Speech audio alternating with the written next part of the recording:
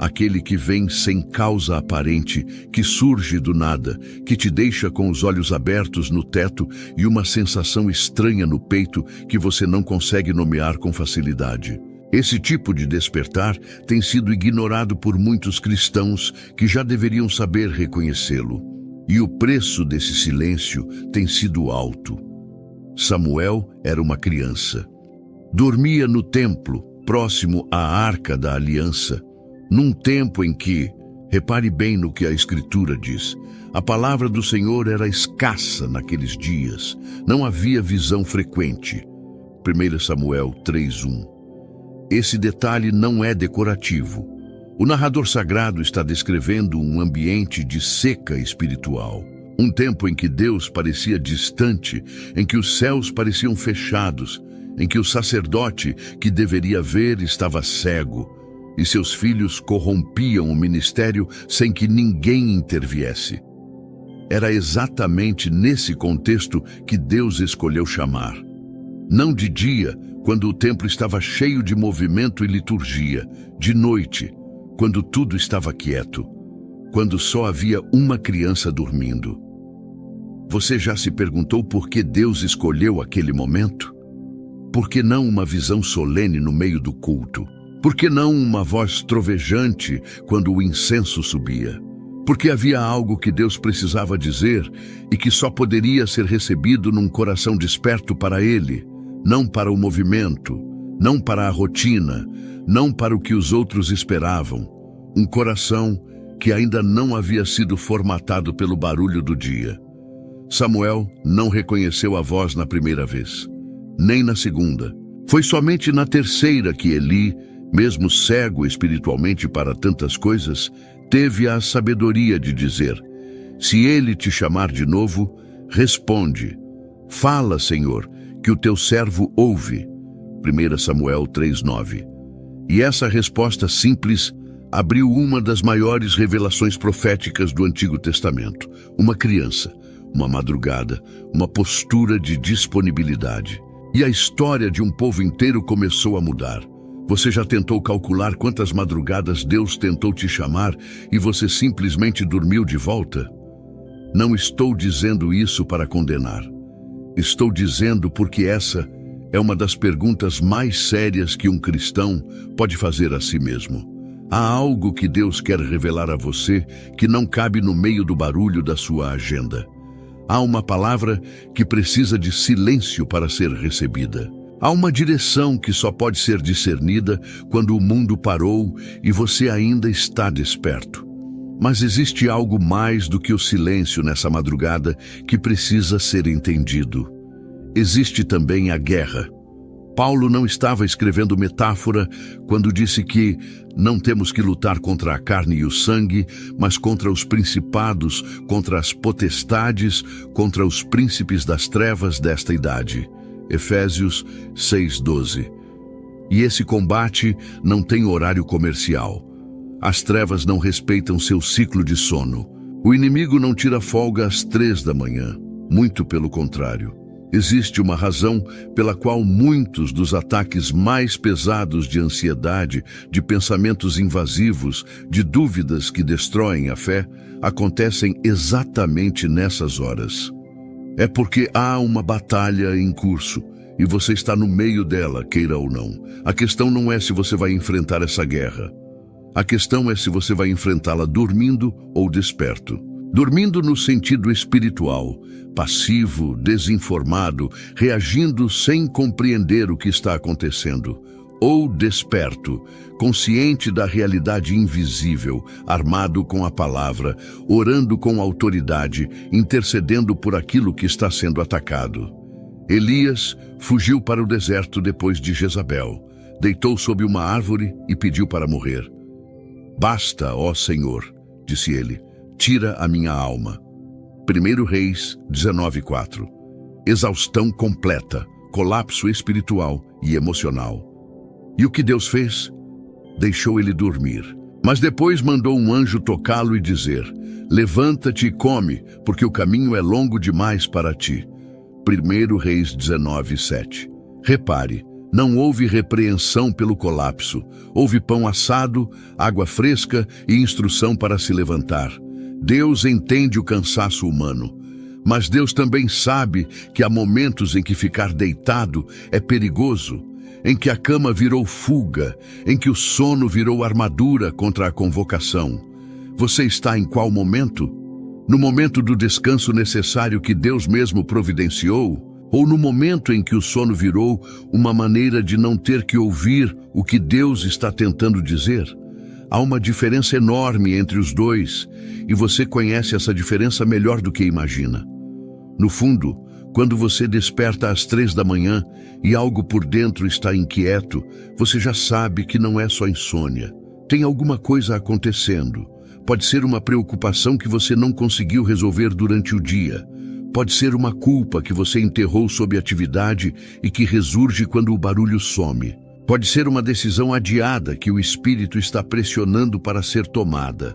Pode ser uma oração que precisa ser feita por alguém que está em perigo e você nem sabe. Pode ser simplesmente a voz de Deus dizendo: eu estou aqui e preciso que você me ouça. Nenhuma dessas possibilidades deve ser descartada sem exame. Cada uma delas merece mais do que um virar de lado no escuro.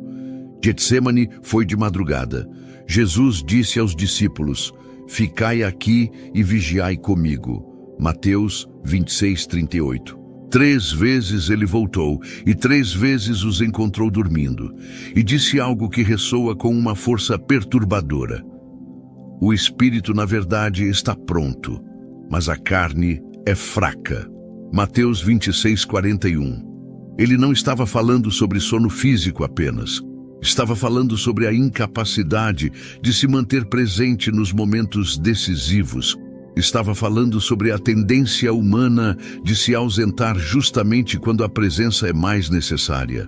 Os discípulos perderam Getsemane dormindo.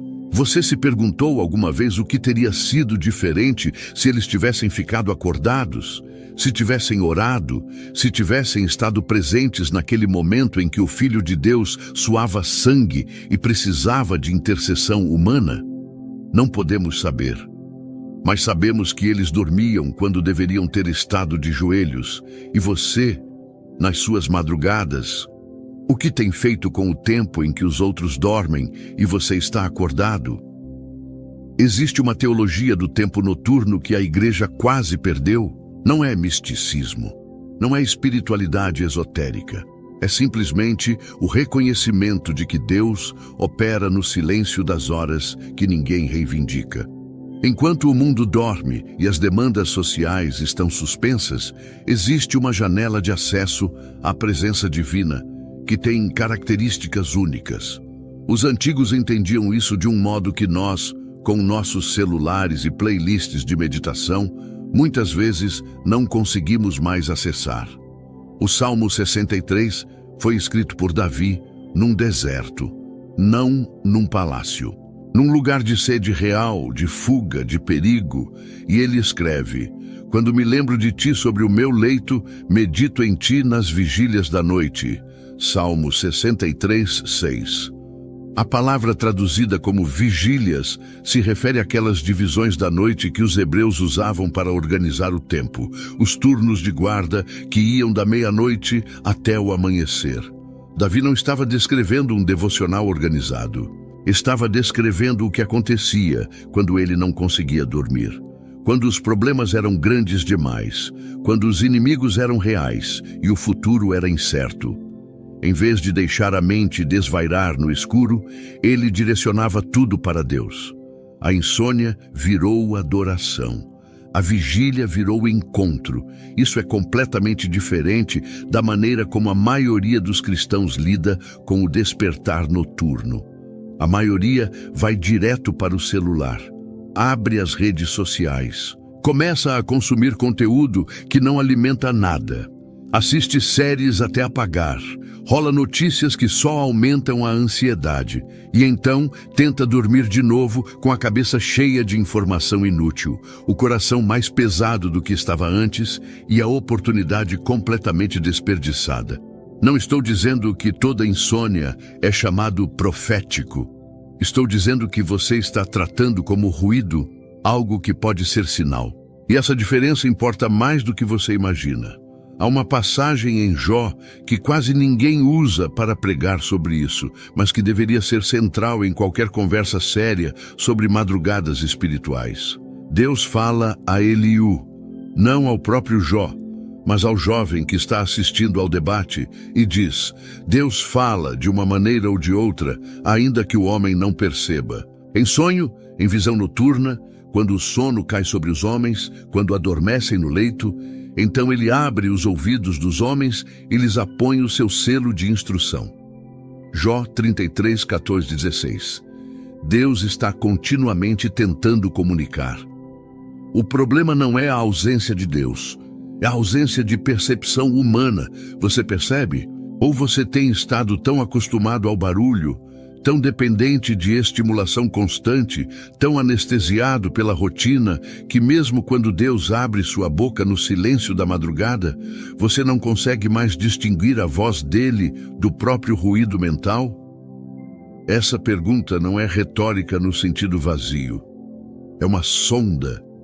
É o tipo de pergunta que, se você a levar a sério, pode revelar algo sobre o estado espiritual da sua vida que nenhum sermão dominical vai conseguir tocar com a mesma precisão. Porque no domingo você está entre pessoas, tem papel social, tem performance religiosa, consciente ou inconsciente, mas às 3 da manhã, sozinho no escuro, não tem como fingir. Você é exatamente o que é, e é exatamente por isso que Deus escolhe esse momento.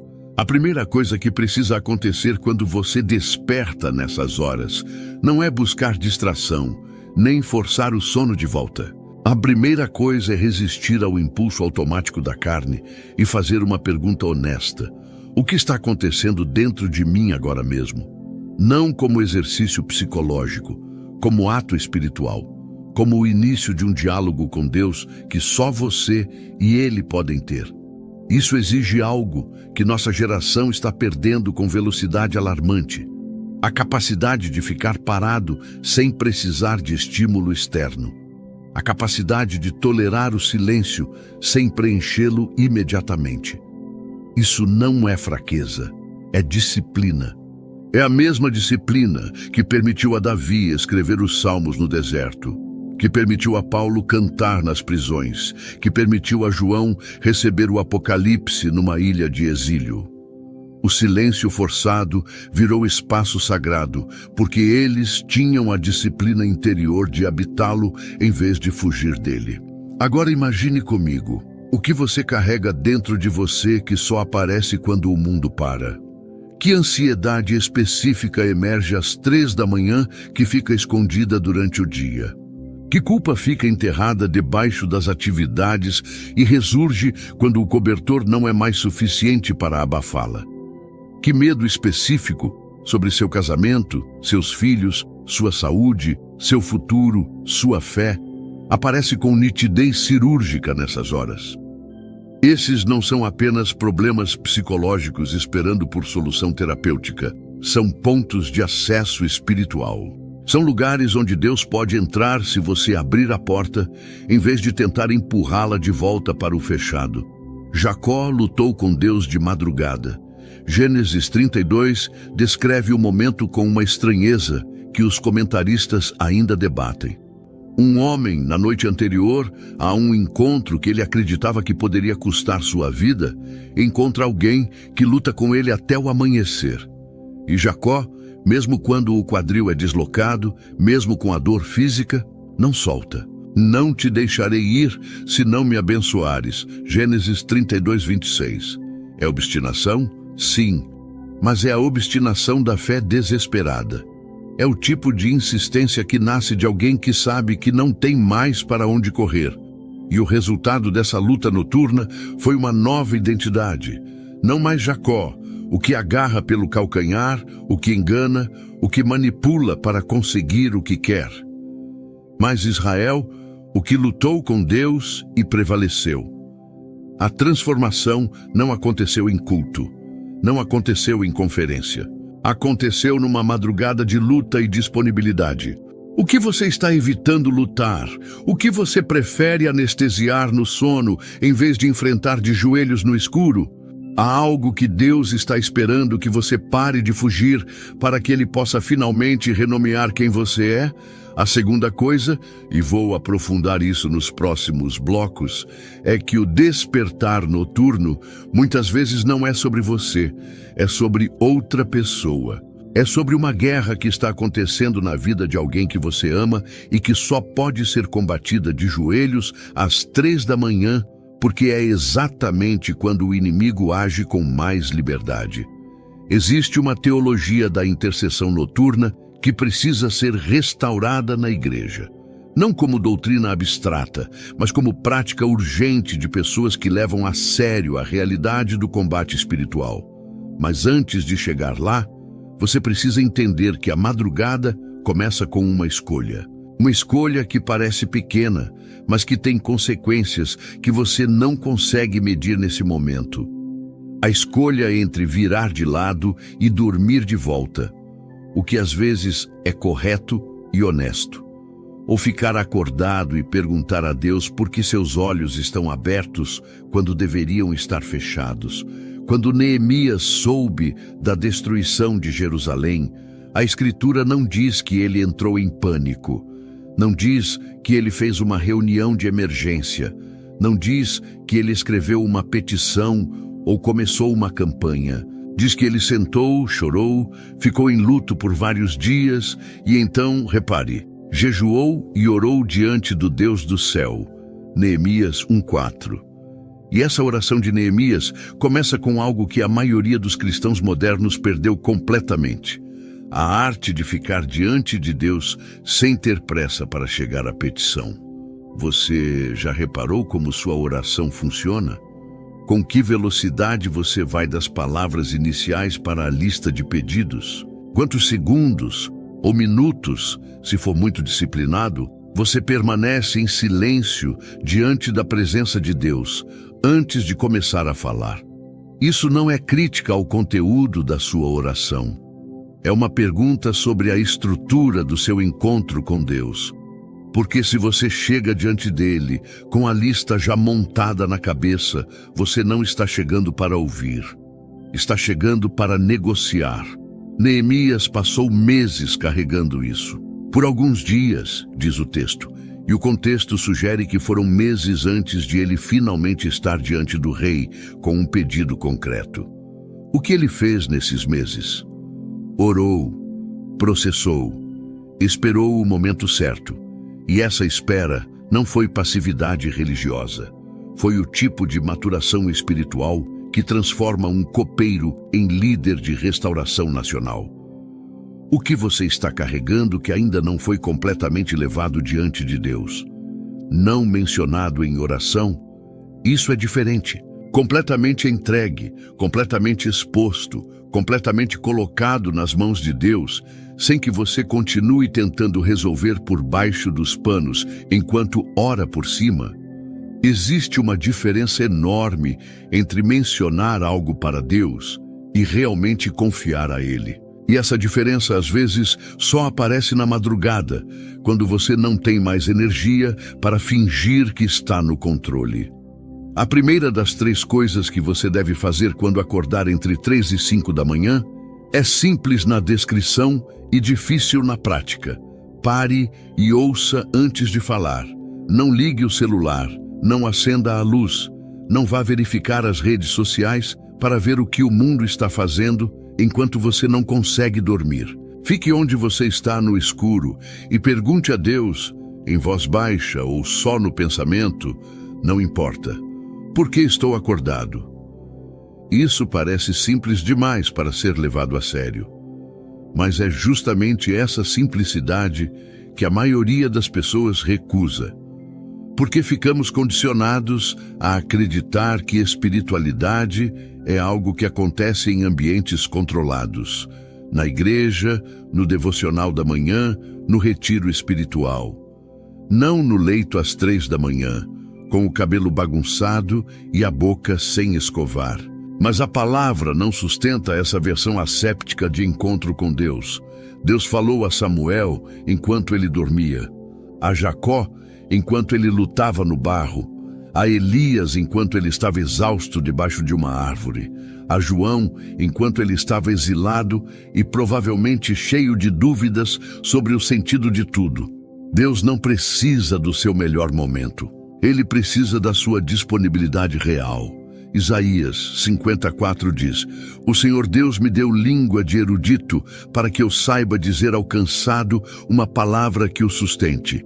Ele me desperta manhã após manhã, desperta o meu ouvido para que eu ouça como os eruditos. Essa é uma das imagens mais belas e menos pregadas sobre como Deus educa os seus servos.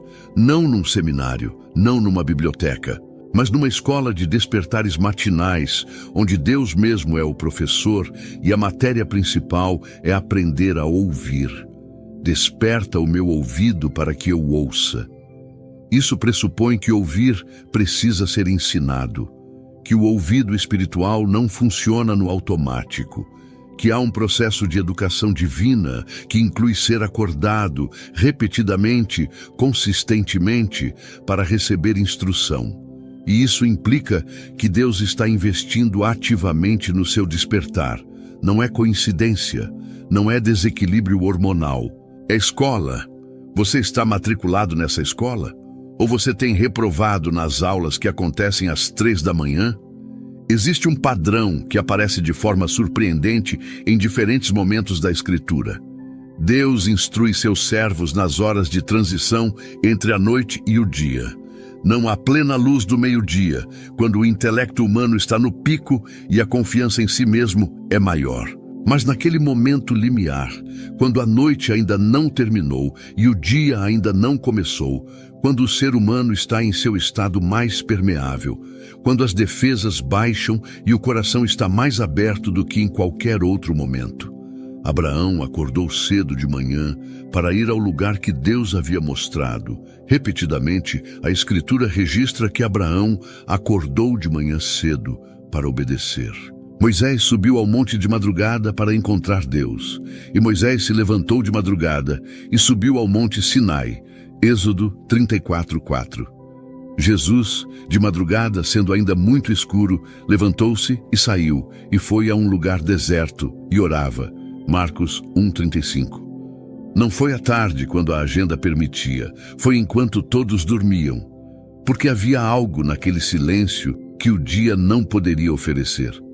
Você já se perguntou o que Jesus orava nesses momentos? Que palavras saíam dos lábios do Filho de Deus quando o mundo ainda dormia e ele estava sozinho no escuro? A Escritura não registra o conteúdo, mas registra o padrão, e o padrão é eloquente. Mesmo o Filho de Deus encarnou a prática de se separar regularmente nos momentos de maior silêncio para estar na presença do Pai. Se ele precisava disso, o que nos faz pensar que nós não precisamos?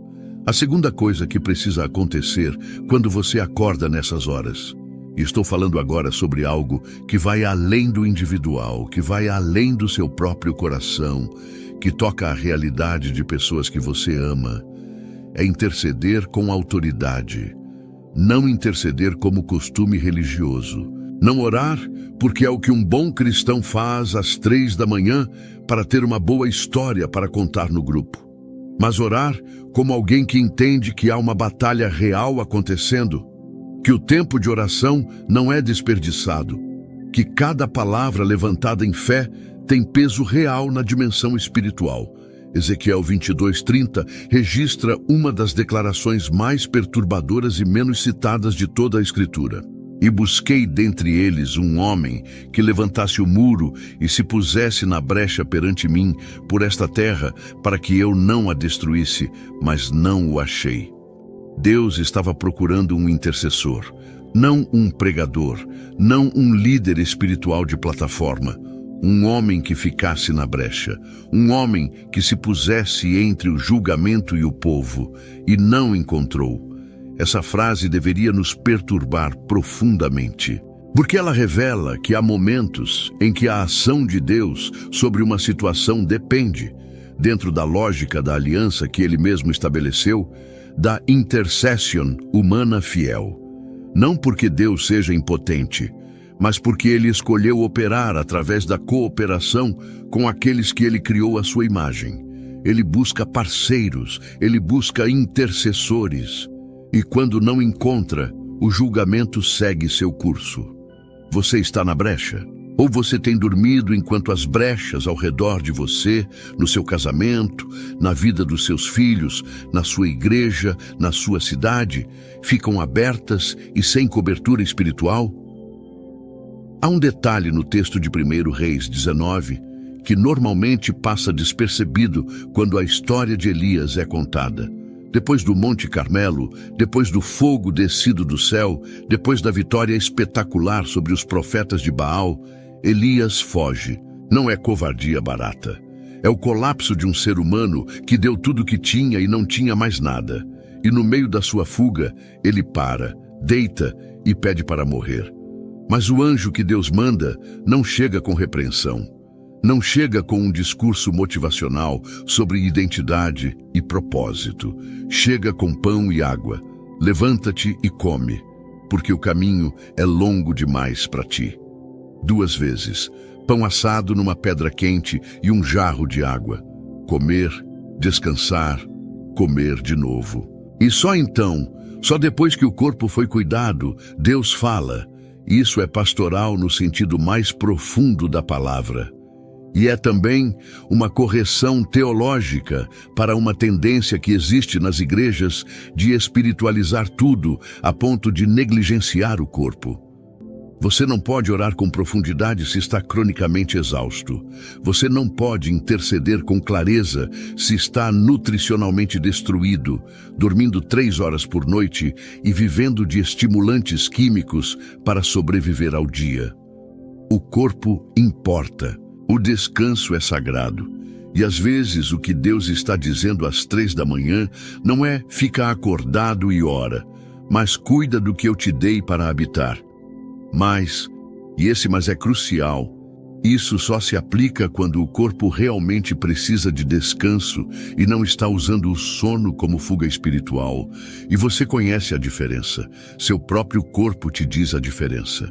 Quando você desperta e há inquietação no espírito, que não é cansaço físico, quando há algo que pressiona por dentro, que não é desequilíbrio químico, quando há uma presença no silêncio que te mantém acordado sem causa aparente, isso não é o corpo pedindo descanso. Isso é outra coisa completamente. A segunda coisa que você precisa fazer quando acordar entre 3 e 5, e estou chegando agora na aplicação que mais muda vidas na prática, é examinar o que está vivo dentro de você naquele momento. Não com autocrítica destrutiva, não com o martírio emocional de quem transforma a madrugada em sessão de autopunição, mas com a honestidade cirúrgica de alguém que sabe que Deus está de olho e que nada pode ser escondido no escuro da noite. O Salmo 139 descreve a onisciência de Deus com imagens que deveriam transformar completamente a forma como você entra na sua madrugada. Onde me irei do teu espírito, ou para onde fugirei da tua face? Se subir ao céu, lá estás tu. Se fizer no Seol a minha cama, lá também estás. Salmo 139, 7 e 8. Depois vem o versículo que mais importa para o que estou dizendo. As trevas não são trevas para ti. A noite é tão clara como o dia. As trevas e a luz são para ti a mesma coisa. Salmo 139, 12. Deus vê no escuro. Isso é mais do que fato teológico. É uma realidade que transforma o valor do tempo que você passa sozinho às 3 da manhã. Porque significa que aquilo que você não consegue ver, a confusão que você não consegue articular, o pecado que você ainda não nomeou, o medo que você ainda não admitiu, Deus vê com clareza perfeita. E a madrugada se torna um momento em que, despido das distrações do dia, você pode finalmente pedir que Deus te mostre o que Ele já está vendo. Examina-me, ó Deus, e conhece o meu coração. Prova-me e conhece os meus pensamentos, vê se há em mim algum caminho pernicioso e guia-me pelo caminho eterno. Salmo 139, 23, 24. Esse é o pedido mais honesto que um ser humano pode fazer. Não me abençoa, não me livra dos problemas, mas examina-me, conhece o meu coração. Vê o que há de errado em mim que eu mesmo não consigo ver. Isso requer uma humildade que a nossa cultura, inclusive a cultura evangélica, resiste ativamente, porque examinar o coração é incômodo. Sempre foi. E às 3 da manhã, quando as camadas de performance social foram removidas, quando o título que você tem na igreja não está presente, quando a opinião das pessoas não está monitorando você, aí o coração aparece como realmente é. E o que aparece às vezes é surpreendente para as próprias pessoas. Amargura que você achou que tinha perdoado. Inveja que você religiosamente enterrou sob a linguagem de alegrar-me com os que se alegram. Orgulho disfarçado de convicção. Medo disfarçado de prudência. Controle disfarçado de responsabilidade. Você já ficou acordado às 3 da manhã angustiado com algo que no fundo mesmo, era orgulho ferido? Já ficou sem dormir por causa de algo que na superfície parecia ser preocupação com outra pessoa, mas que na raiz era controle? Já teve insônia por causa de algo que você chamou de injustiça, mas que a examinar melhor era ressentimento cultivado? Não estou dizendo que todas as suas preocupações noturnas são pecado disfarçado. Estou dizendo que algumas são. E que a madrugada oferece a rara oportunidade de distinguir uma coisa da outra, se você estiver disposto a ser honesto.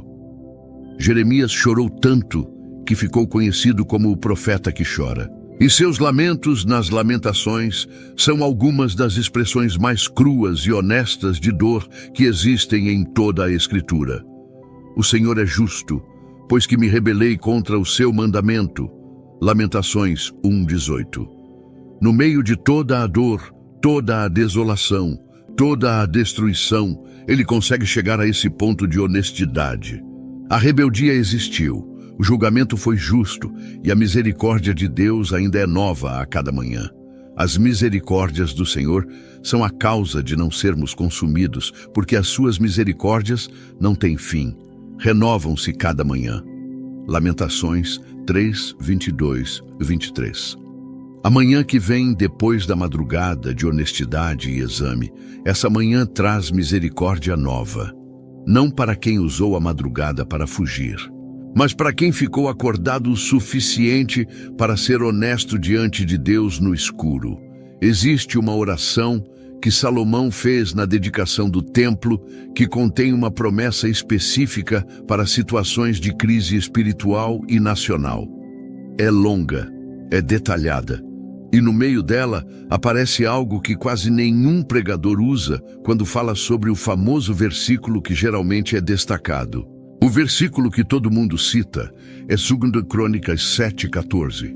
Se o meu povo, que se chama pelo meu nome, se humilhar e orar e buscar a minha face e se converter dos seus maus caminhos, então eu ouvirei desde os céus e perdoarei os seus pecados e sararei a sua terra.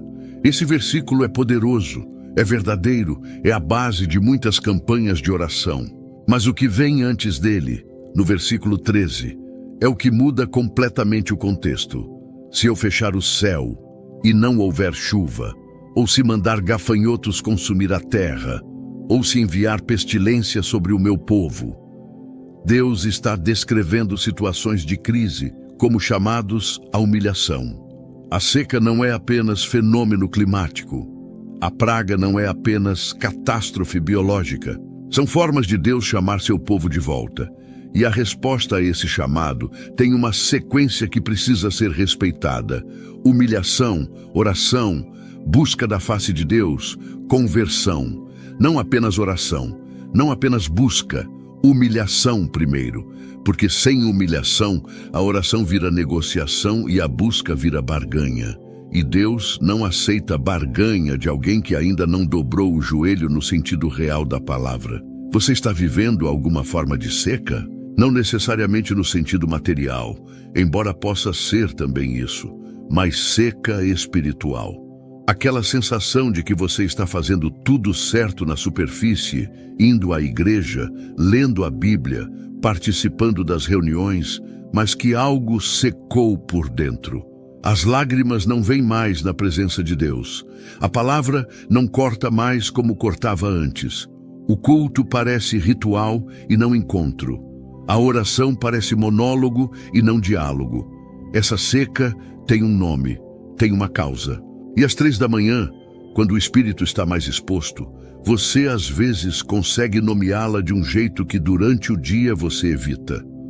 A terceira coisa que você precisa fazer quando acordar entre 3 e 5 da manhã é a mais difícil das três, justamente porque é a mais simples. Declarar em voz audível, mesmo que em sussurro, o que você acredita sobre Deus naquele momento. Não o que você sentiu no último culto. Não o que o pregador disse no domingo. O que você agora, nesse quarto escuro, com todo o peso da sua vida real, acredita sobre quem Deus é e sobre o que Ele pode fazer. Isso é confissão de fé no seu sentido mais primitivo e mais poderoso. Não crédito religioso repetido mecanicamente, mas declaração viva de alguém que escolhe, contra a evidência do que está sentindo, acreditar no que a palavra diz sobre Deus. Isso é o que o Salmo 23 faz. Ainda que eu andasse pelo vale da sombra da morte, não temeria mal nenhum, pois tu estás comigo. Salmo 23, 4. Repare o tempo verbal. Ainda que eu andasse. Presente contínuo. Não depois que a sombra passar. Não quando estiver no outro lado, no meio do vale. Enquanto a sombra ainda cobre. Ali, naquele momento, a escolha de dizer, tu estás comigo. Isso muda o peso do quarto às 3 da manhã. Não porque a situação mudou, não porque o problema foi resolvido, mas porque a declaração de fé realinha o coração com a realidade que a fé percebe, não com a realidade que o medo projeta.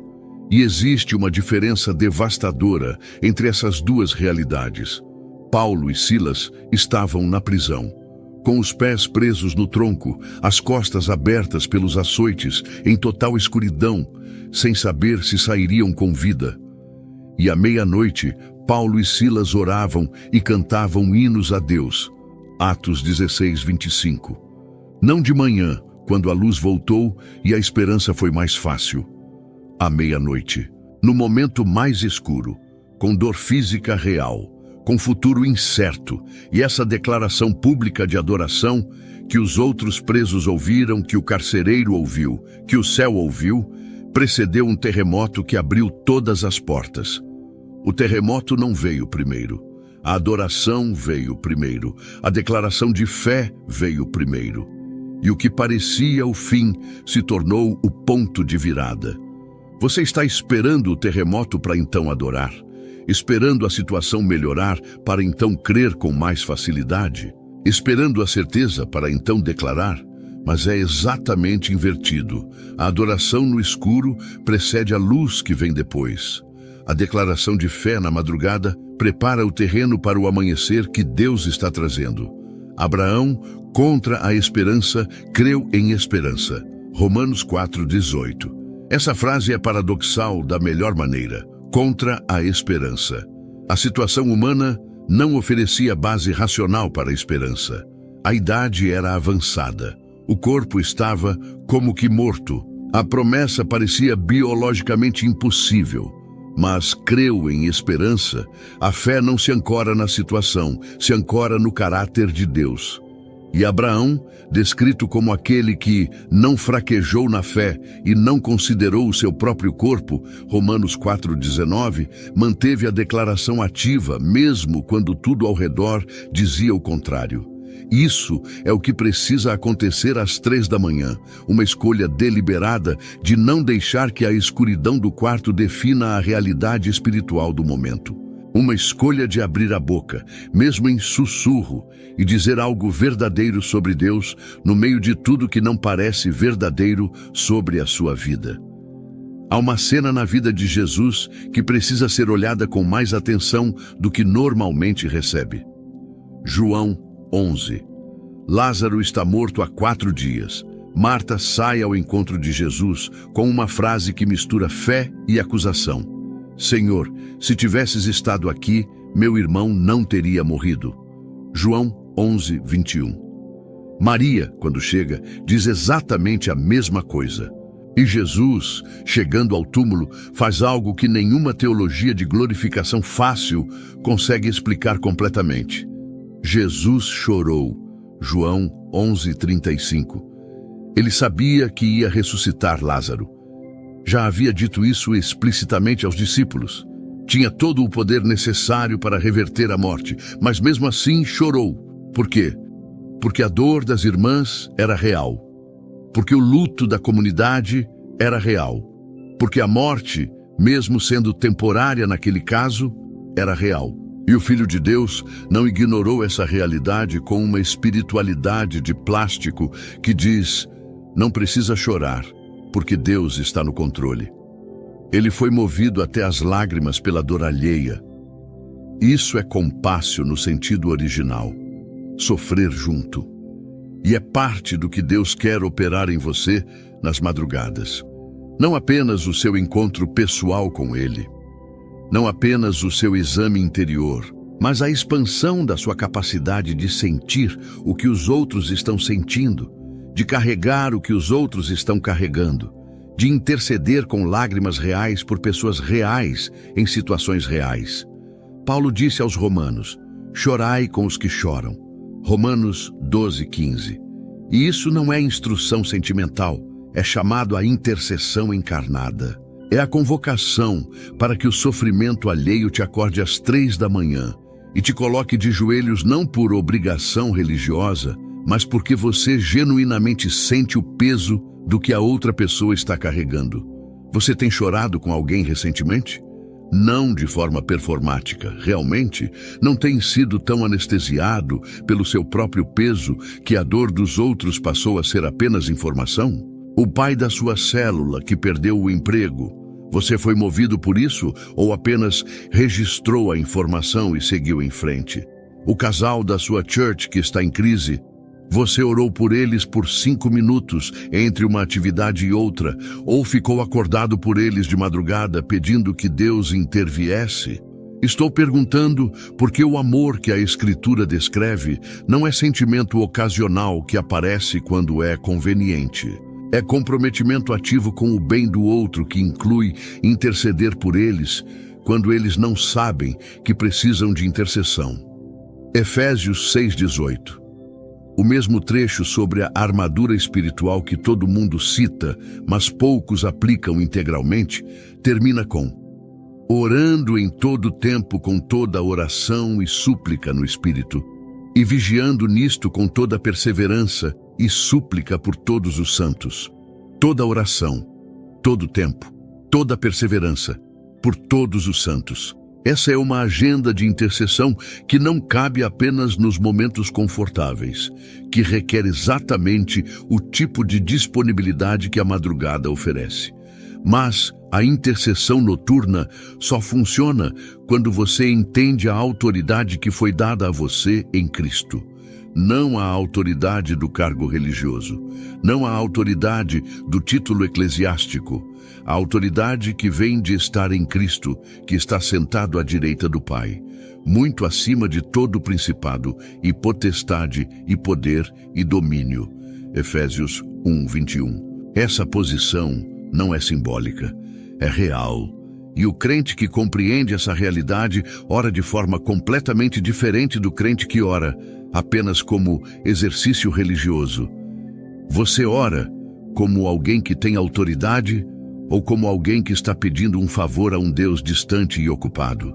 Você intercede como alguém que está posicionado em Cristo, na vitória já conquistada, pedindo que essa vitória se manifeste em situações específicas?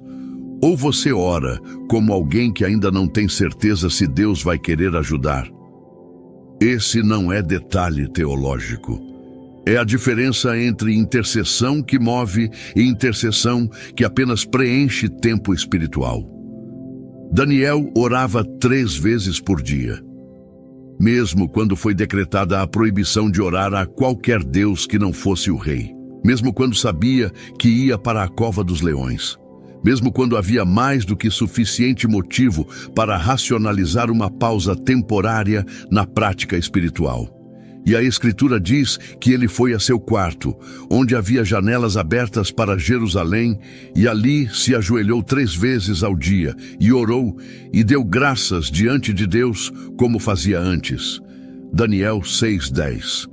Como fazia antes. A crise não mudou o padrão. O perigo não alterou a prática. A ameaça não redesenhou a rotina. Há algo profundamente poderoso em manter a prática espiritual exatamente quando a pressão tenta suspendê-la. Porque é nesse momento que a prática deixa de ser costume religioso e se torna declaração de soberania.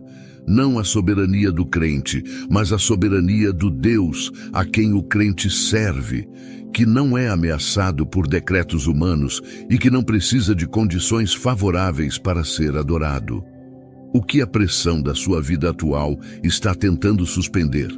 Que prática espiritual você tem cedido gradualmente, justificando com cansaço, com agenda, com a lógica razoável de que vai retomar quando as coisas melhorarem? E você não está percebendo que, quando as coisas melhorarem, é exatamente quando você vai precisar menos da disciplina espiritual do que precisa agora. Chegamos ao lugar onde a pregação sempre precisa chegar. O ponto em que a palavra para de ser informação e vira convocação. Onde não é mais possível ouvir e continuar igual. Onde a escolha precisa ser feita de forma clara, consciente e permanente. Tudo o que foi dito até aqui pode ser resumido em uma única afirmação. As horas entre 3 e 5 da manhã, quando você acorda sem razão aparente, não são um inconveniente. São um convite. Um convite para ouvir antes de falar. Um convite para examinar o que está vivo dentro de você, no silêncio onde nada pode ser disfarçado. Um convite para declarar, mesmo em sussurro no escuro, o que você acredita sobre Deus, contra tudo que o medo e a circunstância estão tentando te fazer acreditar. E um convite para interceder por aqueles que Deus coloca no seu coração nessas horas, que às vezes são as pessoas mais próximas de você e às vezes são pessoas que você nem consegue identificar, mas cujo peso você sente sem conseguir explicar. 3 coisas: ouvir, examinar, declarar. Não como fórmula religiosa, como respostas vivas a um Deus que está ativamente presente no seu escuro. Há uma palavra em Apocalipse que ressoa com uma força que poucos sermões sobre esse livro conseguem capturar. Jesus, em pé do lado de fora de uma porta, batendo. Eis que estou à porta e bato. Se alguém ouvir a minha voz e abrir a porta, entrarei em sua casa e cearei com ele e ele comigo. Apocalipse 3:20. O contexto original é assustador. Ele está batendo na porta de uma igreja, não na porta de incrédulos. Na porta de pessoas que se reúnem no nome dele, que têm a forma de religiosidade, que mantém a estrutura do culto, mas da qual ele está do lado de fora. É possível ter tudo de uma vida cristã organizada e ainda ter Jesus batendo do lado de fora da sua madrugada.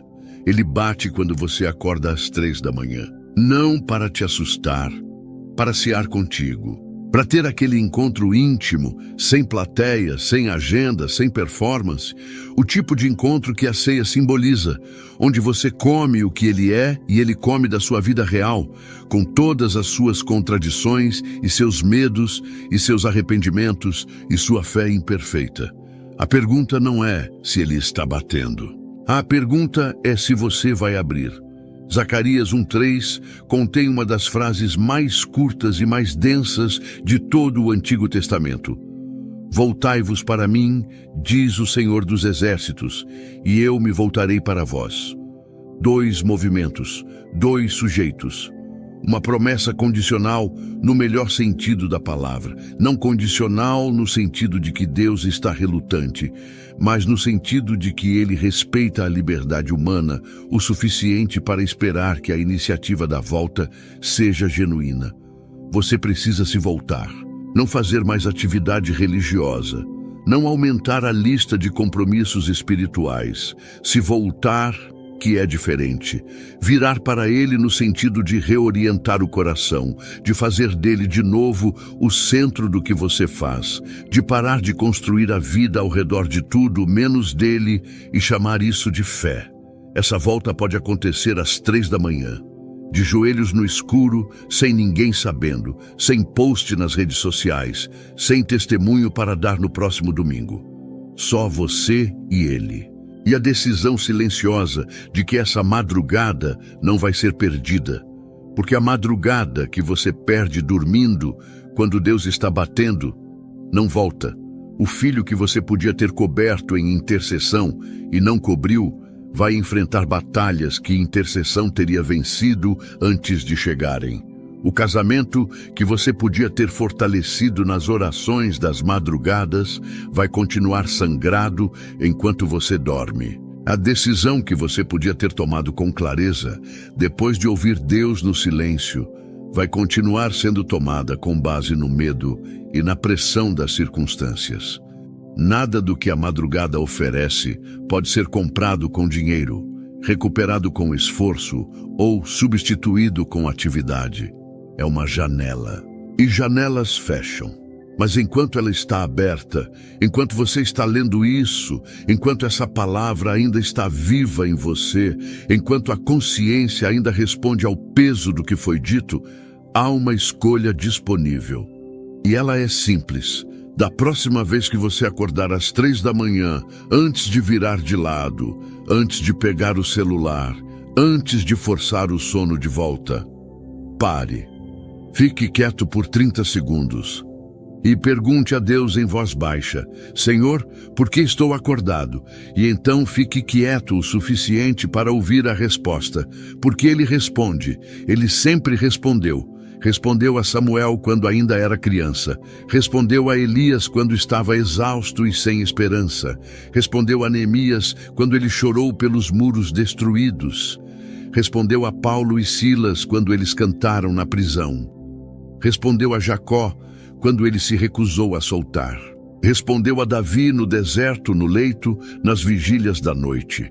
E ele vai responder a você: clama a mim, e te responderei, e te anunciarei coisas grandes e ocultas que não sabes.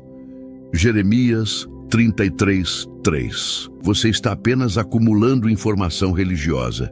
E informação religiosa sem revelação divina é como ter um mapa do tesouro sem saber ler as coordenadas. Jesus disse em João 5:39 e 40, vocês estudam cuidadosamente as Escrituras, porque pensam que nelas vocês têm a vida eterna.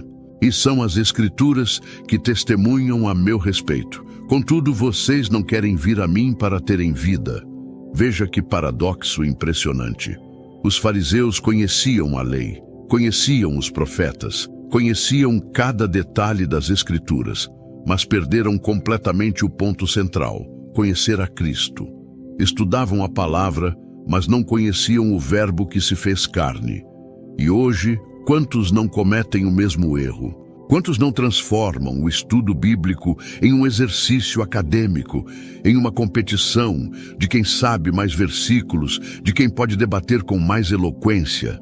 Mas Deus não está procurando eruditos religiosos.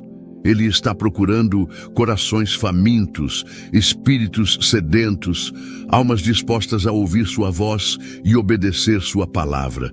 Porque a Bíblia não é um livro comum. Hebreus 4:12 nos revela, porque a palavra de Deus é viva e eficaz e mais afiada que qualquer espada de 2 gumes. Ela penetra até o ponto de dividir alma e espírito, juntas e medulas, e julga os pensamentos e intenções do coração. A palavra de Deus está viva, ela respira, ela pulsa, ela tem o poder de transformar sua realidade. Mas para que isso aconteça, você precisa se aproximar dela com a atitude correta. Pense em Samuel, aquele menino no templo. Ele ouvia uma voz, mas não sabia que era Deus falando. Eli, o sacerdote, teve que ensiná-lo. Vai deitar-te, se alguém te chamar, dize, fala, Senhor, porque o teu servo ouve. E quando Samuel finalmente aprendeu a ouvir, Deus lhe revelou coisas tremendas, palavras que mudaram o destino de uma nação inteira. Mas ele precisou aprender a postura correta, a disposição interior adequada. Você quer ouvir a voz de Deus? Então precisa vir a Bíblia, não como um crítico literário, não como um pesquisador frio, mas como Samuel. Fala, Senhor, porque teu servo ouve. Precisa vir com humildade, com reverência, com expectativa. Precisa vir sabendo que cada página foi inspirada pelo Espírito Santo e contém vida, direção, correção, consolação. Mas aqui está o problema. Vivemos em uma geração de pressa. Queremos respostas instantâneas, revelações em cápsulas, Deus no modo fast food. Abrimos um versículo aleatório, esperando uma palavra mágica para o dia, mas não dedicamos tempo para meditar, para mastigar a palavra, para deixar que ela penetre fundo em nossa alma. E então nos perguntamos por que nossa vida espiritual é tão rasa, por que nossa fé é tão frágil, por que não experimentamos o poder transformador das Escrituras. Davi, no Salmo 1, 2, 3, nos mostra o segredo. Antes, o seu prazer está na lei do Senhor, e na sua lei medita de dia e de noite. Ele é como árvore plantada junto à corrente de águas, que no devido tempo dá o seu fruto, e cuja folhagem não murcha, e tudo quanto ele faz será bem-sucedido. Meditar dia e noite não é ler correndo e seguir em frente. É ruminar, é refletir, é permitir que a palavra se infiltre em cada área de sua vida.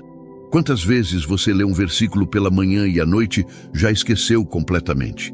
Quantas vezes fecha a Bíblia e 5 minutos depois está totalmente absorvido pelas preocupações do mundo? Isso acontece porque não aprendemos a meditar. Meditação bíblica não é esvaziar a mente, é enchê-la com a palavra de Deus, até que ela transborde em suas atitudes, em suas decisões, em sua maneira de ver o mundo. E aqui está uma verdade que poucos querem ouvir. Se você não está disposto a obedecer o que Deus fala, Ele não vai desperdiçar palavras com você. Tiago 1:22 é claro. Sejam praticantes da palavra e não apenas ouvintes, enganando-se a si mesmos. Você pode estudar a Bíblia 8 horas por dia, mas se não coloca em prática o que aprende, está apenas enganando a si mesmo. Está construindo uma fé teórica que desmorona na primeira tempestade. Jesus contou a parábola dos 2 homens que construíram casas. Um construiu sobre a rocha, outro sobre a areia. E quando veio a tempestade, a diferença não estava no conhecimento que tinham, mas na obediência que praticavam. O homem sábio não era aquele que apenas ouvia as palavras de Cristo, era aquele que as colocava em prática. A obediência é a ponte entre conhecer a palavra e experimentar o poder da palavra. Então, quando você abre a Bíblia, faça estas perguntas. Senhor, o que tu queres me mostrar aqui? Como isso se aplica à minha vida hoje? O que preciso mudar? Em que área preciso crescer? Porque estudar a Bíblia não é um exercício intelectual, é um encontro transformador com Deus. Não é sobre acumular conhecimento, é sobre ser transformado pela renovação da mente. E deixe-me dizer algo que vai mudar sua perspectiva. Deus não escreveu a Bíblia apenas para informá-lo, Ele escreveu para transformá-lo. Cada promessa, cada mandamento, cada história, cada profecia tem um propósito: moldar você à imagem de Cristo. 2 Coríntios 3,18 declara: E todos nós, com o rosto descoberto, Contemplando como por espelho a glória do Senhor, somos transformados de glória em glória na sua própria imagem pelo Espírito do Senhor. Quando você estuda a palavra com o coração aberto, algo sobrenatural acontece. O Espírito Santo começa a revelar verdades que seus olhos naturais não conseguem ver. Ele conecta passagens, ilumina significados, aplica princípios eternos às suas circunstâncias específicas. Ele transforma letras em vida, palavras antigas em direção presente. Mas isso requer tempo, requer dedicação. Requer que você desligue o celular, feche a porta, silencie as distrações e diga: Deus, eu vim aqui não para cumprir um ritual religioso, mas para te encontrar. Fala comigo. Muda-me. Usa tua palavra para cortar o que precisa ser cortado, para curar o que precisa ser curado, para edificar o que precisa ser edificado. Agora, deixe-me levá-lo mais fundo. Porque há uma preparação necessária antes de abrir a Bíblia. Você não pode vir à presença de Deus de qualquer jeito, com o coração cheio de amargura, de orgulho, de pecado não confessado. Davi sabia disso. No Salmo 66:18, ele declara: Se eu tinha intenção de pecar, o Senhor não me teria ouvido. O pecado bloqueia a comunicação com Deus, cria um ruído, uma interferência que impede você de ouvir sua voz claramente. Antes de estudar a palavra, você precisa examinar seu coração. Precisa vir diante de Deus com transparência absoluta e dizer: Senhor, sonda-me, revela-me qualquer coisa em mim que te desagrada, perdoa-me, purifica-me, prepara meu coração para receber tua palavra. Porque um coração impuro não pode receber semente pura. Um coração endurecido não pode ser penetrado pela verdade. Jesus contou a parábola do semeador. A mesma semente caiu em 4 tipos de solo diferentes e produziu resultados completamente diferentes. Não era problema com a semente. A palavra de Deus é perfeita. O problema estava no solo, no coração que a recebia. Alguns corações são como o caminho pisado, duros demais para que a palavra penetre. Outros são superficiais, recebem com alegria, mas não têm profundidade. Outros estão cheios de espinhos, de preocupações mundanas que sufocam a palavra. E apenas alguns são terra boa, preparada para receber e frutificar. Que tipo de solo é seu coração hoje? Está duro pelas decepções da vida? Está superficial pela falta de compromisso? Está sufocado pelas preocupações financeiras, pelos relacionamentos quebrados, pelas ambições carnais? Ou está preparado, arado, pronto para que a semente da palavra lance raízes profundas e produza fruto abundante? A preparação do coração é fundamental. E essa preparação começa com um arrependimento. 1 Pedro 2:1-2 nos instrui: Portanto, livrem-se de toda maldade e de todo engano, hipocrisia, inveja e toda calúnia. Como crianças recém-nascidas, desejem de coração o leite espiritual puro, para que por meio dele cresçam para a salvação. Veja a ordem. Primeiro você se livra do lixo, depois deseja o leite puro. Você não pode vir à Bíblia carregando rancor contra alguém e esperar que Deus lhe revele seus segredos. Você não pode vir com hipocrisia, vivendo uma mentira e esperar que a verdade se revele a você. Deus se revela aos humildes, aos quebrantados, aos que têm fome e sede de justiça. E quando você vem com o coração preparado, algo extraordinário acontece. As palavras que você leu centenas de vezes, de repente, ganham um significado novo. Versículos que pareciam mortos na página, de repente, pulsam com vida. Histórias antigas se tornam espelhos nos quais você vê sua própria jornada refletida. Pense em Neemias. Ele estava no exílio, servindo ao rei da Pérsia, quando ouviu notícias sobre o estado deplorável de Jerusalém. E o que ele fez?